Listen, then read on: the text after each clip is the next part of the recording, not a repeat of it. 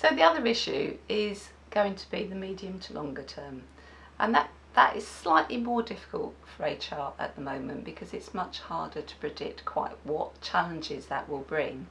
So we know that there will be shifts in legislation, there will be shifts in our relationship with the rest of Europe, but we don't quite know what that might look like yet.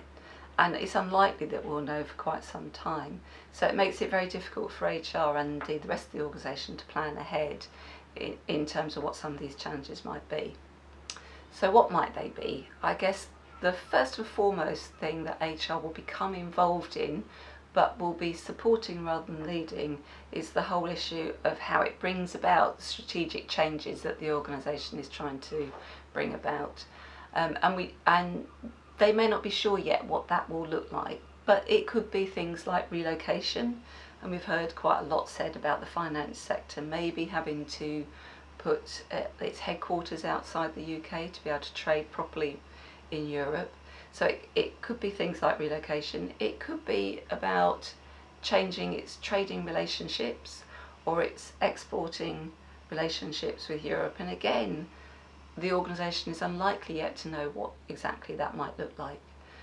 But in both those circumstances, these are strategic decisions that HR will attempt to support the organisation in terms of making the best of what at the moment is uncertainty. The other thing that I think HR has a much stronger and more central role to play in is around resourcing the workforce of the future. And clearly several organisations will be very worried about where they're going to get the kinds of people they need to maintain staffing levels, to get the skills they need that may be in short supply. And we know, for example, that the NHS maybe is a very front runner amongst this because it does have significant proportions of its workforce coming from overseas and also experiences long-standing skills shortages in certain key areas. So I'm sure the NHS will be looking very carefully about how it can meet its resourcing needs, but others will too, and maybe the sectors we often don't think about. So sectors such as food manufacturing, hospitality, retail all employ significant proportions of overseas workers. And we'll be thinking quite carefully about where its workforce is going to come from.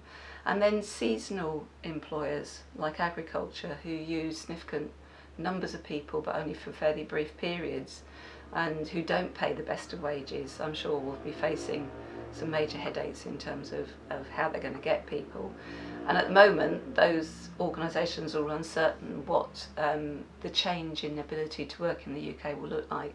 And if it's a points-based system, what that will look like, and whether it will enable organisations to get these kinds of maybe low-skill migrants or labour into the UK, and how they would do that, how they would argue the case for that. So I think there are lots of organisations that are really worried about what that might actually entail for them. Then there are the knowledge work organisations, and although they may feel less threatened by changes in points-based systems, because if they're looking for high-skilled labour and they can't find it in the UK, they're likely to still be able to bring people in from elsewhere. But they may find that either homegrown talent or international talent they have find the UK a less attractive place to be. And therefore getting top talent into those organisations may prove to be more difficult than it has done in the past, which will be clearly a major issue for those in highly competitive, high-skilled environments. And so I think we'll see some reactions there in terms of how those organisations will want to respond.